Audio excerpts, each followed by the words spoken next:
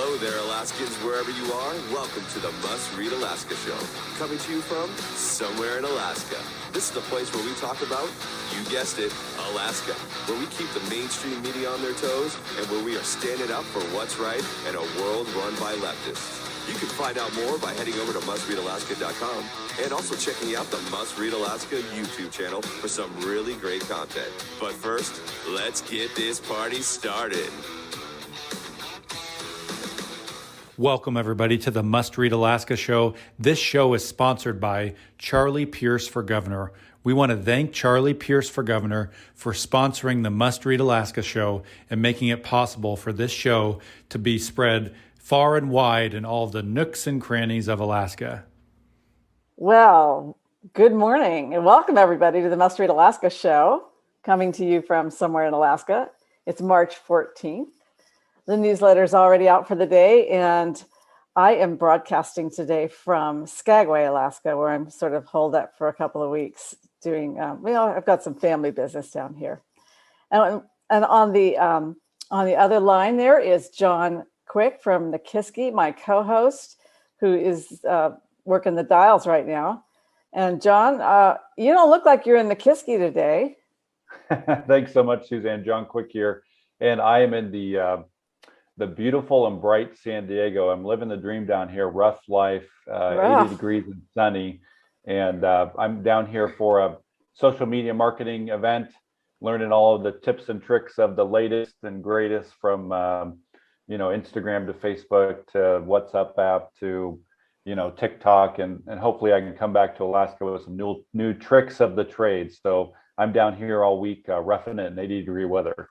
Well, I hope there's a pool involved somewhere. There's a pool that's heated, and it's already 80 degrees, so it's pretty awesome. Yeah, and I know you don't drink, but some sort of a little pina colada, virgin pina colada with an umbrella in it, at least just for my sake, okay?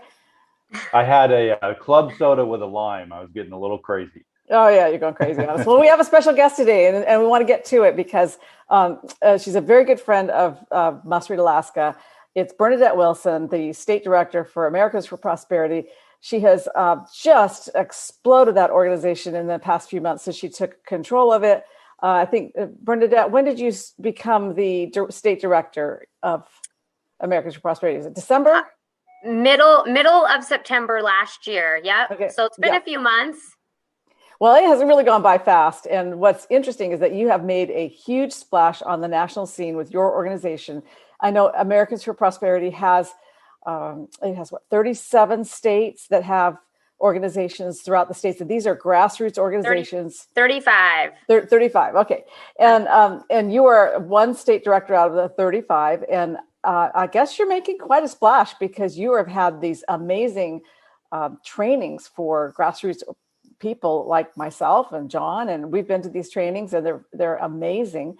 You've had them at the Captain Cook in Anchorage, and I want you to tell people about these trainings that you have. And but first of all, explain to people what Americans for Prosperity is really all about. So Americans for Prosperity is a grassroots organization that advocates to break down barriers so that individuals, businesses can reach their full potential. So we are advocating on behalf of individuals, behalf of businesses, whether that's on things like education, rolling back government regulation, reducing taxes. We do a lot of stuff with criminal justice reform, immigration, the list goes on and on. So yeah, it's an awesome organization with people, as you mentioned, all over the country that really depends on the grassroots and goes back to the idea of that the power does indeed belong to the people, right? That this is a government of the people and by the people and for the people. And this means more than just voting in maybe April and maybe in November, but truly a government where we need to be engaged in to not just help with policy and getting people elected, but then holding them accountable so that we make sure that they do what they said they were going to do. Right. And so it's been around in Alaska since about 2015. I remember when it got started, and it is now under your command, and you made some changes. You've got some big trainings that have gone on. I don't think I've ever seen anything like this before. First training you had, there were over 100 people in that training, and they gave up their Saturday to come and learn about how to communicate more effectively with lawmakers and how to get involved, like doing door knocking and things like that, but how to essentially become better communicators of a pro-business, a pro-freedom message. Yeah, no. So we've had those three have all gone very well. In fact, Americans for Prosperity has told me, our regional director said this is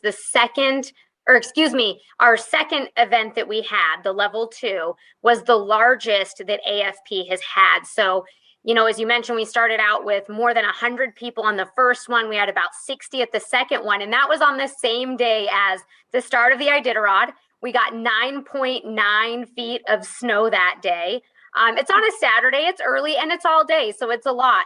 I was thrilled this past Saturday when we had 80 people walk back through the door for that training and really focusing on, what is that story? How do we tell that story? How do we best communicate so that we can be effective, whether that's with a legislator or whether that's just talking to our neighbor, right? How can we take this conversation and drive that narrative to make lasting change? So 80 people walk through that door. Suzanne, I am so honored and humbled by the fact when you look at how big these events are, it's all of the Alaskans that have come together that have made this happen. I've had a phenomenal staff. I've had phenomenal support from Americans for Prosperity, even at the national level. But really, who made that a great event was every single person that filled that seat. And that is incredibly refreshing for anyone that feels like they get discouraged with the political process or they feel like government's just in the way. It was so energizing to be there with all of these people and realize that's who made this a great event. It wasn't me. It wasn't any individual. It was everyone kind of coming together, and you can feel this energy. So in the last month and a half, we've had some awesome events. Oh, and we're just getting started. Yeah, and so you've got you have the first grassroots training event, that level 1, and then the level 2. You had 80 people showed up for that. I'm sorry I missed that. I'm down here in Skagway. I wasn't able to go to it, but I heard amazing things about it.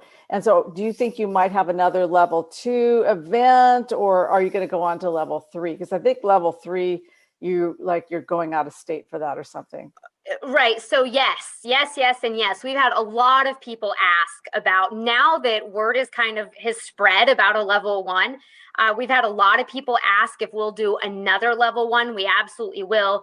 For this level 2, we had a lot of people that were out of town, and I think the phone has been ringing off the hook. Mm-hmm. The emails have been coming in like crazy.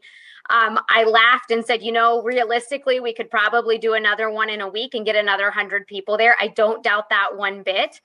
We are also in the middle of session, so we've got to kind of focus on our legislative priorities at the moment. Right. But we will absolutely be doing another one. So hopefully sometime this summer, we will not only have another level 1, but we'll have another level 2. So for people that missed it and all of you that are sending us messages on Facebook and calling and sending emails, we absolutely know, I hear your cry, and we will get on it. Well, wait until I get back from Skagway, please. And then, because I'd like to attend that level 2. I know that level 1 was a really, really good training. I went to it both times because it's just excellent training. Well, let's talk a little bit about your legislative priorities, because like you said, it's not just all about training. It's about actually getting some other things done as well. And I have talked to you before about this certificate of need, or as I like to say, it's a big con job, CON. And a certificate of need is something that your organization is taking on as a legislative priority in Juneau, because it's very hard to describe to people what it is, because it sounds so arcane. But maybe you can tell people what it is. It involves hospitals, everybody.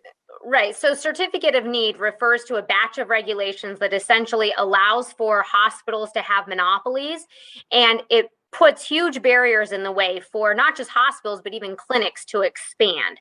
So whether that's to expand in the sense of starting a new clinic somewhere, or whether that's expansion as far as medical equipment goes, hospital beds, that sort of thing. So with Americans for Prosperity, especially here in the state of Alaska, we're focusing on that because we don't feel the monopolies within the healthcare system work.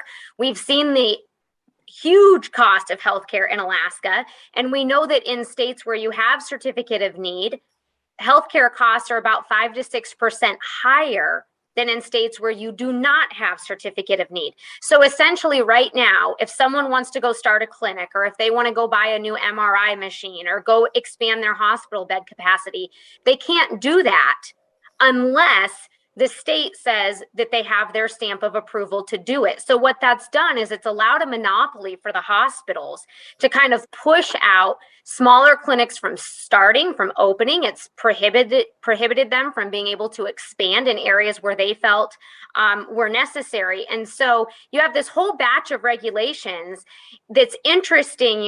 You can go back to the Trump administration and the Obama administration and the Bush administration. And something that all three of those administrations agreed on was that we needed to end certificate of need. And so, you have even the FTC said in 2019, they sent a letter to the Alaska state legislature saying, hey, certificate of need needs to end. So when you have Obama and Trump both saying this needs to end, and it has been ended on a federal level, and some states have ended their certificate of need, obviously. But despite the fact that the feds even rolled it back and said, hey, this doesn't work, Alaska continued to do it. And we all know how hard is it to get the federal government to admit that a regulation needs to be rolled back and how wrong it is. At the point that you have even the Obama administration admitting that ought to be your red flag that clearly this has not helped to reduce our healthcare costs. Right. But here, John, let me just read something from the state's own website. They defend it. They say that it is necessary. It says the state of Alaska has a vested interest in new healthcare construction projects and equipment purchases because of the large amount of money the state expends for Medicaid. So the thing is that their rationale is the more federal money and state money that we spend on Medicaid, the more the state gets to determine what gets built. Yeah. And like I said, you go back to that whole idea of monopolies. We all know, think about this. How many people do you know that have flown out of state because they couldn't get the health care in Alaska that they needed, or they couldn't get it in a timely manner because there wasn't the availability, right? We talk about the high cost of health care in Alaska all the time, but yet we know that these states that have certificate of need laws, it's 5 to 6% higher. It's time to roll that regulation back. Obviously, the hospitals don't like it. They push back, right? Someone, this weekend, one of our presenters gave an analogy and said, it's like if you wanted to open up a pizza place and all these other big pizza joints rallied together and said, well, we're not going to allow you to open one, right? Can you imagine what a monopoly that would create? It's time to break that monopoly up so that Alaskans can have more affordable healthcare and more access to healthcare, better access to healthcare. Yeah, one of the things, Bernadette, that's I've always found intriguing is the Kenai Peninsula Borough. They have 350 staff, and about 4 years ago, they came up with a insurance policy that said it's too expensive to have surgery in the state of Alaska. So we're actually going to pay somebody. We're going to give them a first-class plane ticket. We're going to put them up in a nice hotel, and we're going to fly them to Arizona to get a knee surgery or a hip surgery or whatever surgery, because the state of Alaska, it's way too expensive. So my question to you is this: can you talk a little bit about what this means for the average, stay-at-home mom or stay-at-home dad? How does this, a lot of these lofty certificate of needs and finance committee meetings and, bills that the hockey mom or dad are probably not going to read, how does this impact the average person in Alaska? Well, I know more than one hockey parent that's taken their player out of state to get, whether it was the MRI or whatever it was, because they couldn't get it here in a timely manner. But the biggest thing is, we have seen all of these headlines, especially over the course of the last couple years, right? I think COVID kind of highlighted, but you remember all of the headlines about the shortage of hospital beds. You remember all the headlines about elective surgeries being delayed because we just didn't have the capacity, right? We didn't have the bandwidth to do it. Like I said, the stories about the high healthcare costs in Alaska, you can find a dime a dozen. And so that is, for the average person, they may not understand or know what certificate of need is, but you undoubtedly have lived this and read about it at least on a weekly basis, if not more frequently. So while you may not recognize it by its name, certificate of need, 100% Alaskans absolutely have felt the effects of certificate of need, despite the fact that they may not have connected the dots. Here with Americans for Prosperity, we are connecting those dots and shedding light so that people can help to understand not only how did we get here, but what can we do to fix it.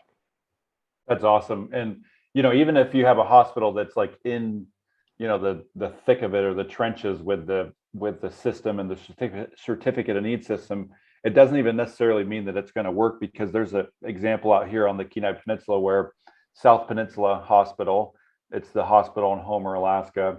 They went to a public bond for, I think, $20 million, and got the bond and remodeled the basement of the hospital to increase hospital beds. And they pumped $20 million into this basement. And at the end of the day, they did not get the certificate of need. And so it became the world's most expensive closet. I've been to it. I've toured the $20 million closet, and it's just a complete waste of money. Even the system itself fails sometimes, and you get left with a $20 million closet. So, Bernadette, what can somebody do? I know there's a hearing coming up. What are some tactical and practical things that somebody could do to help this, get into the limelight of the everyday person of the House and the Senate to take it serious? Right. So we, for those that like to get into the weeds of it, we are sitting in Senate Finance right now. That's our last committee before we go to the Senate floor. Senate Finance has scheduled this bill for a hearing this Wednesday afternoon at 1 p.m. We have not heard yet if they will take invited testimony and or public testimony. So hopefully we will get an answer on that today. But here's what I would urge Alaskans to do. Reach out to us. If you can find Americans for Prosperity Alaska on social media, if you can find our email address, right, contact us, and we will ultimately be reaching out to you as well so that we can get phone calls going. We can start to put pressure on these legislators and let them know that it's time to get this completely repealed. We want to see it repealed. So the phone banking, the letter writing, that whole campaign is getting amped up. And what we need Alaskans to understand is it's going to take all of us, just like it took all 80 participants in that room on Saturday to make that such a great event, right? And to be able to claim that we held the biggest event. It's going to take everyone getting involved in this again. I can't do it myself. Americans for Prosperity, the staff can't do it themselves. We're going to need everyone to join us. And so we're hoping to get a petition going. So I'll be looking for signatures for that. And then we will be, if you keep your eyes open, we will be setting up, as everyone knows within the campaigns, we do phone banking, right? So we will be setting up days and times. And our goal is to flood legislators, right now, senators, on this bill and let them know how Alaskans feel about it. And I can't emphasize that enough. They're being inundated right now by lobbyists from the hospital associations. And so it's going to take Alaskans pushing back really hard to let legislators know that we're not going to be beholden to special interests. It's time to see this repealed. So so if people are just checking in with us on Facebook right now, we're talking to Bernadette Wilson, who's the Alaska Director for Americans for Prosperity. And we're talking about the Certificate of Need program, which is a state law that requires healthcare facilities, any size healthcare facility, before they expand, they have to get a certificate from the state that says that they're allowed to expand. This is an anti-competitive, it's anti-healthcare kind of a bill. It is hurting Alaskans because we cannot get the healthcare we need when we need it. We're having to go out of state for it. And so this particular law basically says, if you want to build something, an extra exam room, you have to have that project reviewed by the government before you can do that. And it is a terrible law. And Americans for Prosperity Alaska has this as one of their legislative priorities, correct? Yes. Of repealing this law. I was asked when I came on with Americans for Prosperity, Bernadette, what do you think the Alaska priorities should be? And right out of the gate, repealing Certificate of Need was an easy one because we know how bad our healthcare system is here, how much it's failed people. Like I said, on the access and on the cost side, that is Certificate of Need. We have got to get this repealed. So you mentioned people getting a hold of you, and what is the website that people can find you guys at? So on social media, if you go to Facebook, it's Okay. It's AFP Alaska, so Americans for Prosperity Alaska. And then I can drop in the comment section of this video, I can drop our emails so that people have that information as well. Okay, good. We'll do that. We'll do that because we really do want people to reach out to you and get involved. And for any of you've had about 180 people taking your training. I would like to see all 180 people get a hold of you and start getting involved in this, because this is the first big thing that they could make a huge difference forward for the state of Alaska. So you've got your Facebook page, which is AFP Alaska. We're going to put the email address in the comment section. And then you mentioned, and I didn't hear it because it cut out on me a little bit, that this bill is in Senate Finance this week. It is. It's in Senate Finance Wednesday afternoon at 1 p.m. So I will be flying down to Juneau this week. I will be in Juneau next week. I'm so sorry. They won't be right. They won't be able to get away with us, but away from us, I should say. But, I tell people, Suzanne, there has been this light kind of shed on the Anchorage Assembly meetings, and people have really realized to the extent that they've got to get involved, right? They have to get down. They have to testify. Here's the thing. The fact that Juneau is so far away is not an excuse that we can use anymore. People can call into these legislative hearings just like they can call into an assembly meeting and testify. They can send in letters, they can send in emails just like you would with your assembly. And so my message to Alaskans is we need to start taking the same formula and format that we've been using with the Anchorage Assembly for the last couple years, the same tactics that we used to help get a great mayor elected. And it's time to now apply that pressure on Juneau. People tell me, oh, Juneau's so far away and legislators don't do what, they said they were going to do. Well, how many times have you called into their committee meetings? How many emails have you sent? And I understand some people don't know the how, the when, the what, or why, right? When it comes to Juneau, but that's where we can be a huge asset. We will help guide you. I will help guide you. Here's where the hearing is. Here's the day. Here's the time. Here's who we need to call. What I'm asking is everyone come on board. Let's get those phone calls made, and let's send a very, very strong, heavy-handed message to Juneau that we're done with certificate of need. And this is not just a partisan issue. I believe you've got support on both sides of the aisle for this, but I also believe that there's an intense amount of pressure coming from the hospital lobbying groups. They want to keep out the day clinics, the day surgery clinics, and the other kinds of clinics that can do work where you wouldn't actually have to go into a hospital. They are trying to suppress that. But in fact, there are people who are Democrat and who are Republican who support this. Will they have the courage to do the right thing? Yeah, no, in states where we've seen certificate of need repealed, and there's, quite a handful of them, it has absolutely been a bipartisan effort. And as I mentioned earlier, you have even the Obama administration. The one thing that the Obama and the Trump administration both agreed on was that certificate of need needed to be repealed. It's been repealed on a federal level.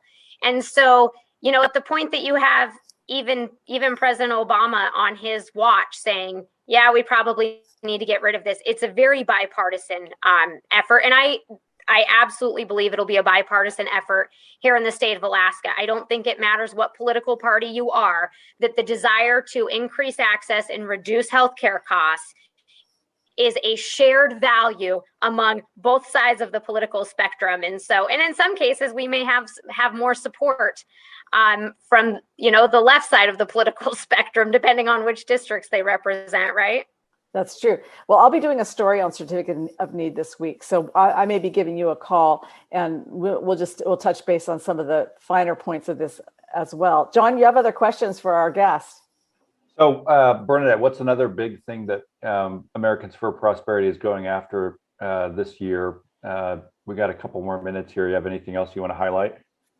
So patient advocacy is the other big one, right? We've all seen these headlines the last couple of years about individuals having loved ones that were in the hospital and then being told, you're not allowed to come in here, right? I mean, there were people that said, I will quarantine, I'll take a COVID test, I'll do everything, and they're not coming in. I mean, I've told the story of Marvin Abbott, who, and I know Must Read Alaska covered that story. He slept out on the lawn of Providence Hospital for 30 days because they would not let him in to go see his daughter. Those stories are a dime a dozen. Assemblywoman Jamie Allard really went to bat with Providence Hospital as she fought to be able to come into the hospital, as she had been named as a legal advocate for someone that was there. And so patient advocacy is another big one. That bill currently sits on the House side. And so we, again, will be looking to Alaskans to call in. If we want to change it, legislators are not going to change these things on their own.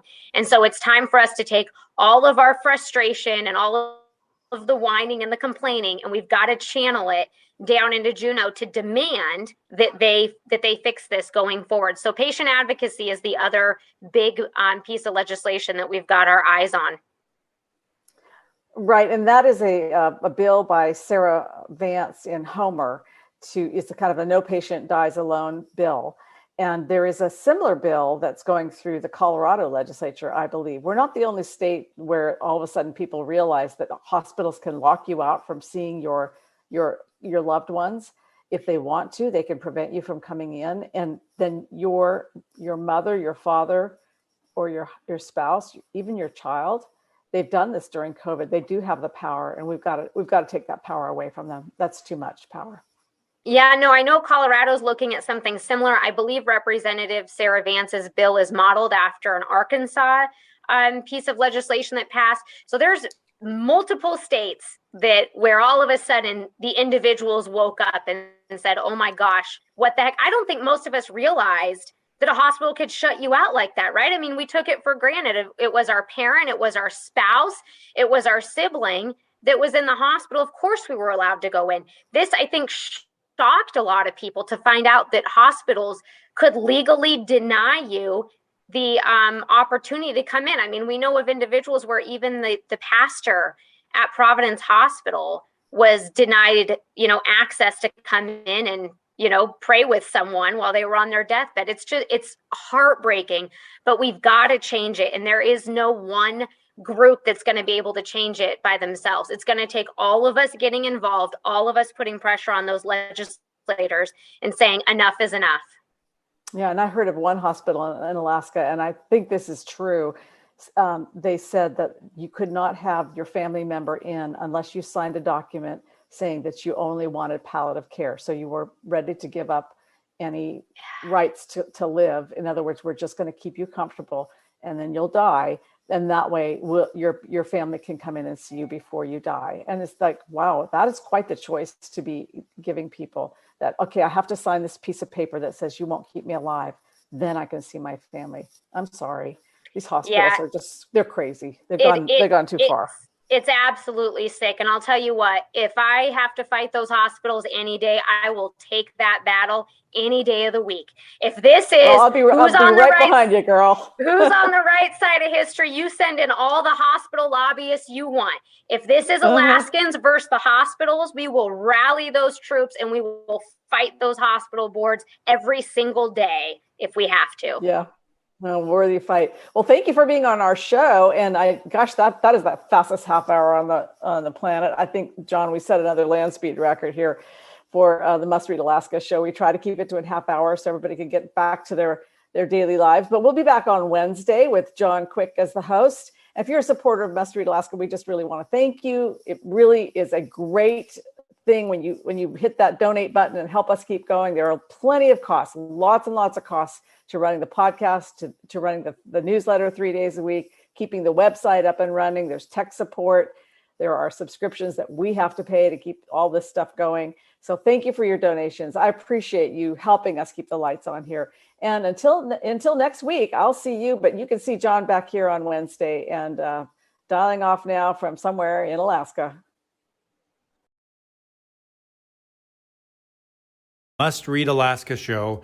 This show is sponsored by Charlie Pierce for Governor. We want to thank Charlie Pierce for Governor for sponsoring the Must Read Alaska show and helping spread conservative news all over Alaska.